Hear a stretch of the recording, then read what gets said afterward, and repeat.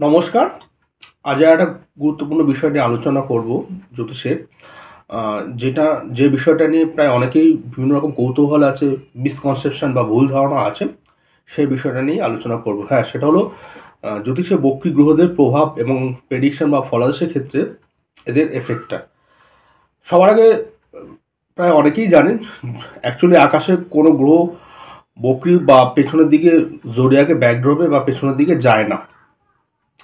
আমাদের যে apparent motion, অর্থাৎ পৃথিবীর সাপেক্ষে কখনো কখনো আমাদের মনে হয় যে গ্রহটা পেছনের দিকে যাচ্ছে, আদতে কোনো গ্রহ পেছনের দিকে যায় না, সব গ্রহই সামনের দিকেই যায়।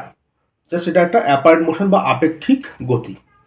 তো যাই হোক, বক্রী গ্রহ এটা হচ্ছে সংক্ষিপ্ত বিষয়। কীভাবে বক্রী হয় না হয় সেটা আলোচনা করতে গেলে ভিডিও বেশ কয়েক ঘন্টার হয়ে যাবে, এত বড় আলোচনা করা সম্ভব না। কিন্তু আমি জাস্ট একদম স্ট্রেট টু দ্য পয়েন্টে আসছি, যেটা হচ্ছে কীভাবে প্রেডিকশন বা ফলাদেশ করা যেতে পারে। সবার আগে একটা জিনিস মাথায় রাখতে হবে, কোনো গ্রহ বক্রী তখনই হয় যখন সে সূর্য বা রবির ঠিক অপোজিটের কাছাকাছি থাকে, মানে বিপরীত দিকে যখনই যায়। অর্থাৎ কোনো একটি গ্রহ সূর্য থেকে একটা নির্দিষ্ট দূরত্বে গেলে তখন সেই গ্রহটা বক্রী হতে শুরু করে। ইন জেনারেলি শনির ক্ষেত্রে 108 থেকে 9 ডিগ্রি শনি যদি রবির থেকে এগিয়ে যায় তাহলে সেক্ষেত্রে শনি বক্রী হতে শুরু করে। বৃহস্পতি প্রায় 115 থেকে 117 ডিগ্রি যখন রবির থেকে বা সানের থেকে ডিস্টেন্সে যায় তখন বৃহস্পতি বক্রী হতে শুরু করে। আর মঙ্গল যখন 125 থেকে 126 ডিগ্রি সানের থেকে দূরে যায় তখন মঙ্গল বক্রী হতে শুরু করে। এছাড়া শুক্র রবির থেকে যখন 48 ডিগ্রি সামনে এগিয়ে যায় তখন শুক্র বক্রী হয়। আর বুধ যখন 28 ডিগ্রি সামনে এগিয়ে যায় রবির থেকে তখন বুধ বক্রী হয়। এটা গেল একটা হিসাব। এটা প্লাস মাস 1-8 ডিগ্রি এদিক ওদিক হতে পারে, বাট এটা রাশির অ্যাসেনশনের উপর ডিপেন্ড করে। বাট ওভারঅল এই ডিগ্রির যে হিসাবটা মোটামুটি এরকমই থাকে। আচ্ছা, সেক্ষেত্রে আমরা কি বুঝছি দেখুন, রবি মানে হচ্ছে আমাদের ইগোর কারক, অহংয়ের কারক। তো রবির ঠিক উল্টো দিকে যখনই গ্রহটা গেলে বক্রী হয়, তার মানে কি আমাদের রবি মানে ইগো বা অহংয়ের ঠিক অপোজিট। অর্থাৎ আমাদের যে ইগো বা অহংটাকে সে ক্ল্যাশ করছে বা বিরোধ বাঁধাচ্ছে আমাদের ইগোর সঙ্গে। সুতরাং সেক্ষেত্রে কি বুঝতে পারছি আমরা, সেক্ষেত্রে বোঝা যায় কোনো গ্রহ যখন বক্রী হয় সে যে ভাবের অধিপতি এবং যে ভাবে বসে থাকে সেই ভাব রিলেটেড ব্যাপারে তার একটা অহংকার বা একটা ইগো কাজ করে বা একটা ফোর্স কাজ করে। কারণ বক্রী গ্রহদের চেষ্টা বল বলা হয়। বক্রী গ্রহ যখন কোনো গ্রহ বক্রী হয় তখন সেই গ্রহটার চেষ্টা বল প্রাপ্ত বা চেষ্টা বল পেয়েছে বলে বলা হয়। চেষ্টা বল মানে কি, অর্থাৎ আপনার কোনো কিছু করার যে উদ্যম প্রচেষ্টা সেটাকে চেষ্টা বল বলা হয়। তো সুতরাং কোনো গ্রহ বক্রী হলে সেই গ্রহটা যে ভাবের অধিপতি হয় এবং যে ভাবে বসে থাকে সেই ভাব সংক্রান্ত বিষয় জাতকের মধ্যে একটা চেষ্টা, উদ্যম বা প্রচেষ্টা দেখা যায়। দ্বিতীয়ত, সেই ভাব সংক্রান্ত বিষয় জাতকের মধ্যে একটা অহংকার বা ইগো দেখা যায়। তৃতীয়ত, একটা গ্রহ যখন বক্রী হয় তখন তার স্বাভাবিক গতি বা স্পিডের তুলনায় তার স্পিডটা বা গতিটা কিছুটা কমে যায় বা অনেকটা কমে যায়। তো ন্যাচারালভাবে কী বোঝা যাচ্ছে, যখনই কোনো গ্রহ বক্রী হচ্ছে তার স্পিড কমে যাচ্ছে। তো ফলে কী হচ্ছে, সেই গ্রহটা স্বাভাবিকভাবে যত তাড়াতাড়ি বা যেরকম ফল দিত তার থেকে তুলনামূলকভাবে দেরি করে ফল দেবে। কোনো গ্রহ বক্রী হলে সেই গ্রহটা স্বাভাবিকে যা ফল দেয়, যে সময় ফল দেয় তার থেকে তুলনামূলকভাবে দেরি করে ফল দেবে। আমরা জানি কি ফাস্ট মুভিং যারা প্ল্যানেট বুধ এবং শুক্র, এরা জেনারেলি আর্লি এজে বা তাড়াতাড়ি ফল দেয়।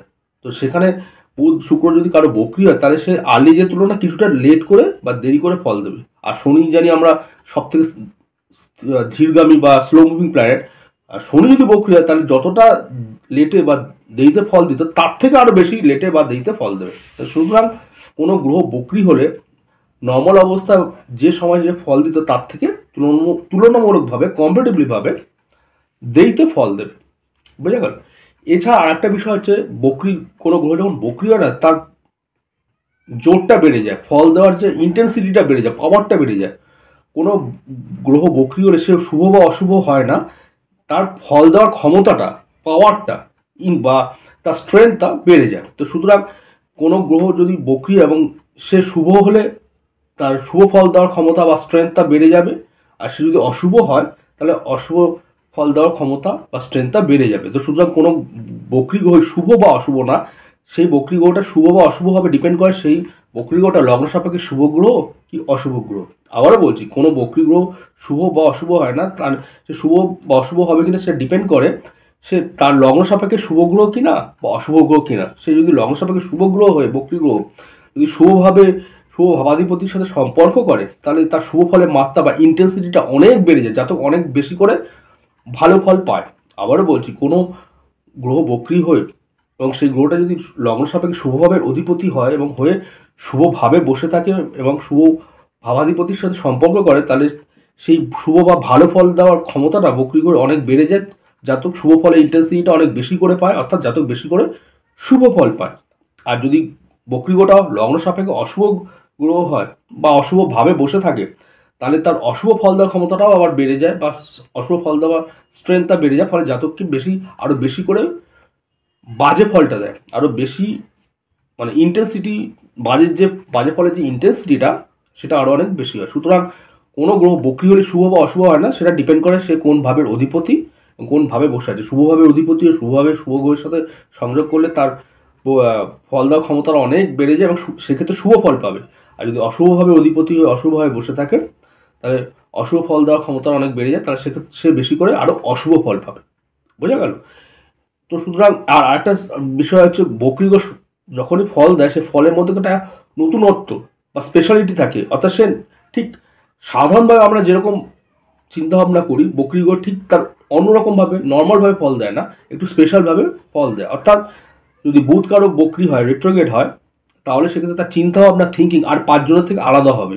সে অন্যরকমভাবে চিন্তাভাবনা করবে, তার থিঙ্কিং লেভেলটা অন্যরকম হবে। মানে সোসাইটি বা সমাজে আর পাঁচজন যে সাধারণভাবে যেসব চিন্তাভাবনা করে, ঠিক তার থেকে একটু অন্যরকম, একটু স্পেশালভাবে সে চিন্তাভাবনা করবে। এটা হলো বুধ। শুক্র হলে তার রিলেশনশিপ বা লাভ অ্যাফেয়ার্সের ক্ষেত্রে একটু স্পেশালিটি থাকবে, একটু অন্যরকম নতুনত্ব বিষয় থাকবে। অর্থাৎ মোদ্দা কথা, গ্রহটা বক্রী হলে তার যে কারকতা, ন্যাচারাল কারকতা, সেই কারকতা অনুযায়ী সেই ফলে তার একটা স্পেশালিটি, একটা অন্যরকম একটা নতুনত্ব ভাব, যেটা সমাজে আর পাঁচজন ভাবে না বা দেখে না, বা সমাজের যে নিয়ম, সে নিয়ম থেকে একটু অন্যরকমভাবে সমাজের নিয়মের বাইরে বেরিয়ে সেই বক্রী গ্রহগুলো তার ন্যাচারাল বা নৈসর্গিক কারকতা অনুযায়ী ফলটা দেয়। তো সুতরাং বক্রী গ্রহ তার কারকত্ব, সেই কারকত্বটা কিন্তু স্পেশালভাবে একটু অন্যভাবে রেজাল্টটা দেয়, যেটা সাধারণভাবে সবাই এক্সপেক্ট বা আশা করে না।